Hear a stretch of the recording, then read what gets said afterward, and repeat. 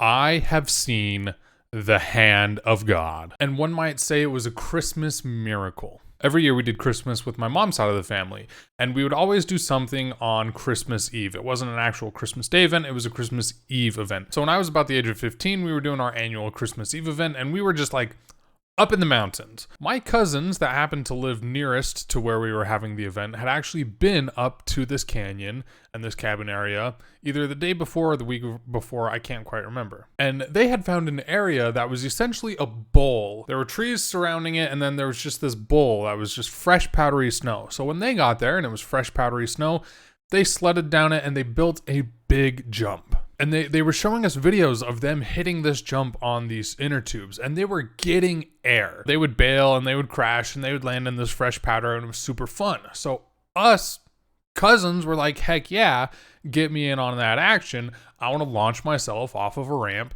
onto a jump and fly through the air and land in fresh powdery snow. This is going to be great. So a bunch of us pile into two cars and we drive further up this canyon and park in some area, and we gotta hike through the trees and the brush to get to where this bowl with this jump was. Well, when we get there, it had been completely iced over. What was once fresh powder either the day before or the week before was now just an ice rink. So we're all standing at the top of this bowl, and there were like two sections that you could sled down, or that were previously sledded down. You could see they were a little slicked over. And we go to the one that doesn't have the jump first.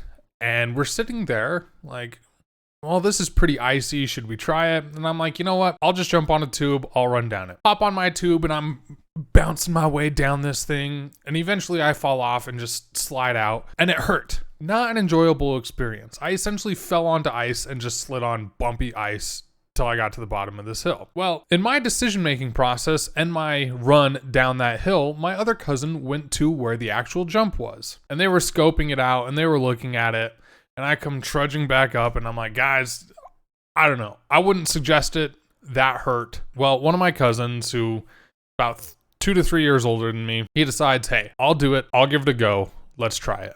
What I witnessed next will be forever ingrained in my brain. This is one of those events that when you see it, your world changes. Your worldview and how you see everything is different. It is one of those before event lifetimes and then after event lifetimes. I can't explain what I saw, so here we go. My cousin starts down this ramp, and it's completely iced over. So he gets some speed. He hits that jump, and he floats through the air. Majestic almost. Save for one fatal flaw. And that was, as he was floating through the air, he was not just sitting perfectly upright. No. He was beginning to rotate, butt overhead. And he sits there, and he rotates until he is completely upside down. It's at this moment that many a thing run through my head. I'm but 15 years old, and I am convinced I'm about to witness my cousin land on his face, on pure ice, mind you, after getting what felt like 15 feet of air from this jump, and die.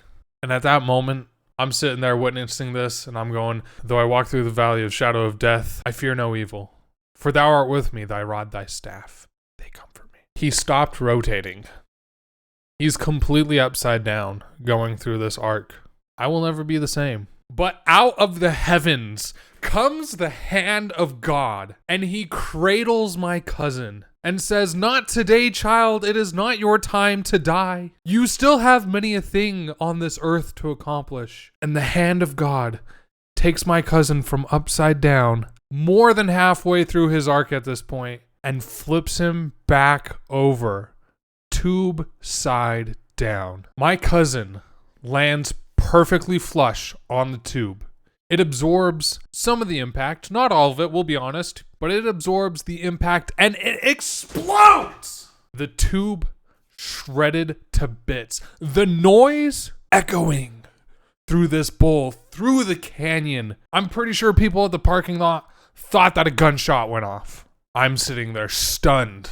My cousins, my uncle, who was the sole parent, stunned at what we just witnessed. There's my cousin lying motionless, tube shredded, but probably bruised black and blue, seemingly dead to us, lying there. Now we can't go running down after him. It's completely ice. So we scurry our way down as fast as we go. A couple of us slip, a couple of us fall, and we get to him. Again, he's looking dead. I've seen mice caught in mouse traps that were looking more alive than this guy. And again, the hand of God descends from the heavens. Awake. My cousin comes back to life. He says, ow, my butt. It hurts. I say, oh my gosh. I thought you were gonna die. I thought you were dead. My other cousin picks up the tube and we all laugh because it is shredded to bits as if you put it into a paper shredder. He survived that day. But that one run told us all we needed to know. That sometimes you quit while you're ahead. You don't attempt another miracle.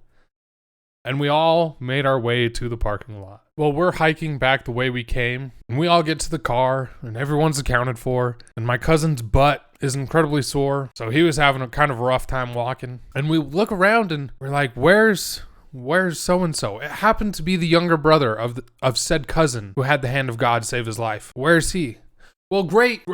Now we've lost a cousin. He's gonna die in the cold wilderness. We already witnessed one life be spared. Would we witness a second? We weren't sure we were going to be so lucky. The hand of God works in mysterious ways. Maybe he gave us our one miracle, our one Christmas miracle, and we had used up our tab. Well, the walk back to the car, you kind of skirt around this mountainous hill type thing. Well, this cousin had fallen behind and he thought, well, rather than hiking all the way around this mountain, I'll just hike up and over it. Maybe that'll be faster. Maybe I can catch up to everybody. So we're sitting there. And again, we're praying. Though I walk through the valley of the shadow of death, I fear no evil. For thou art with me. Thy rod and thy staff, they comfort me. Praying. Will we ever see our cousin again? We didn't know if we should go back. We didn't want to risk more lives. But alas, from atop the mountain, we see that cousin. We're down here. We're down here. He sees us, but he has a sheer cliff face to get down. How's he going to do it? We don't know. It was too risky to tell him to go back and find the trail. What if he got lost again? So the best we could say is make your way down. This steep, slippery, icy incline, make your way down. And he's trudging through snow. The snow up to your waist in some points, usually about knee high. But he was a little smaller than me, so up to his waist a lot. And he's slipping and sliding, and every step we're holding our breath. Again, thoughts running through my head. I'm going to witness my cousin die. I'm going to witness him fall down this hill and die. And he's trudging down. And then there was that fateful step. And down he goes. Down, down, down. The slippery, icy, snowy, wet, cold, tumbling head over heels. The hand of God descends again from the heavens as if to slow his fall and guide him down the only path where there was still fresh powder, rocks, and ice on either side of him. Yet he falls the perfect path to the bottom. At this point, all we had to do was run across the parking lot, see if he was okay. We go, oh, he can't be dead. No! He stands up. He laughs. We're stunned. We're shocked. Is this his ghost? Is his ghost laughing at us mere mortals stuck on this earthly plane of hell? As he gets to ascend to the heavens and be with our creator? Turns out he was alive, blood still pumping through his veins. I think about that day often. When you see two people you're related to brush death, you can see the Grim Reaper standing across the way, waiting to accept and guide another soul to the afterlife. But a miracle, a Christmas miracle, not but one, but two happened before your very eyes. Well, that changes you. I don't know what it means in the grand scheme of things, but it means a lot to me. And with that, I'll leave you with one last thing. As we're in this Christmas time, maybe you can be a miracle for another person. There are many ways that you too can help those around you. At the end of the day, if you show somebody a little more love, that could be the miracle that they need. Thanks for listening to my story. Is it 100% true? Yes, it is. Don't question anything I said in this story. I'm going to catch you all in the next video. Have a good one. It's beginning to look a lot like... Surprising enough, this is a true story.